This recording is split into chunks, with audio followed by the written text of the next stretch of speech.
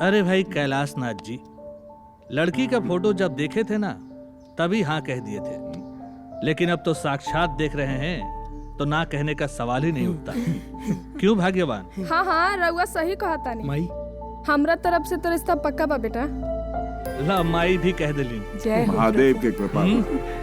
समझी जी, अब शादी की तैयारी करी।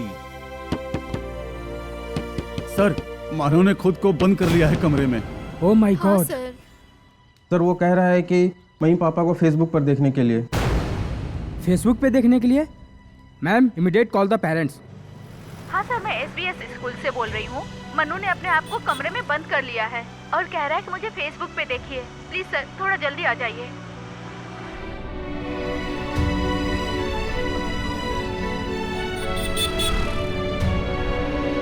अंजलि, जी बाबूजी। नीचे आओ बेटा।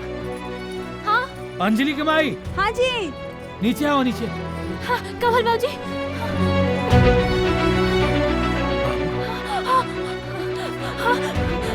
मनु पापा, माँ, माई मनु पापा, बाबूजी। आप हमके सुना तनी ना? मनु माँ, माँ पापा, हमके मालूम बा आप दोनों एक दूसरा के बिना जी नहीं की सकत। माँ पापा आप खातिर रोअत रहलन, हमके पता बा। हाँ बेटा। और हम जानत तनी कि आप लोग हमरा खातिर भी रोअत हो कब। हाँ बेटा।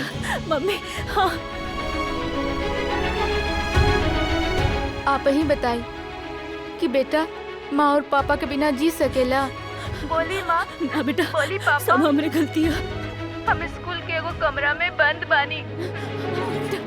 हम तब में बाहर आई जब आप दोनों साथ में आके हमके पुकारब। आइब ना पापा? बोली ना पापा, आइब ना? आइबू ना माँ? हाँ बेटा, हम आए बेटा, तू चिंता मत करो, सब हमारे गलती है बेटा। हम तो क्या अकेले छोड़ के आ गए नहीं बेटा, तो कि कुछ ना हुई। तो हर माँ बाड़ी बेटा। हाँ माई, बाबूजी हमार हल बनी बेटा। हाँ, ठीक बा बाबूजी, चली बेटा। मनु, मनु, मनु।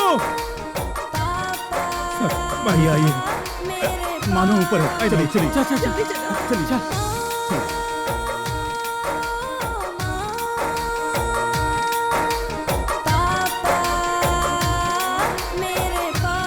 मनु।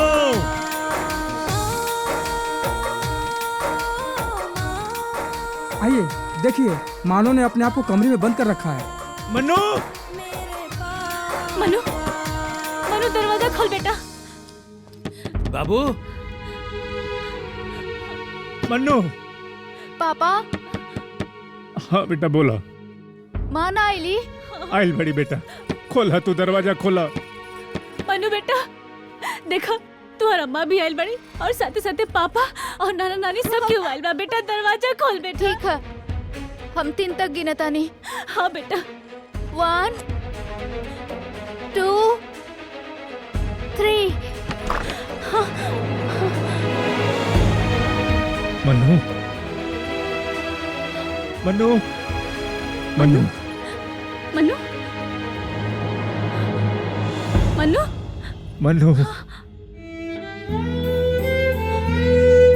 माँ, मनु, माँ, मनु, माँ, मनु, मनु, बाबू, हमला,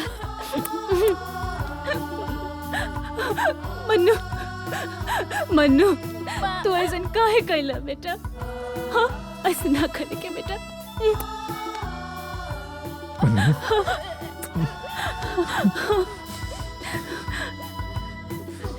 बेटा तू आज के बाद ऐसे ना करबा। कभी ना करब। तू दोबारा ऐसा ना करबो। ना। आजा।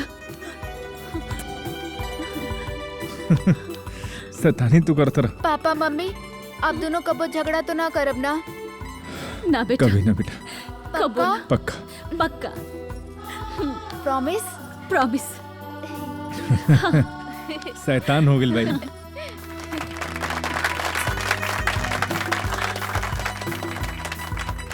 बाबू स्कूल में आज के बाद कबू मोबाइल मत ले हो। सॉरी नाना जी। हाँ सॉरी।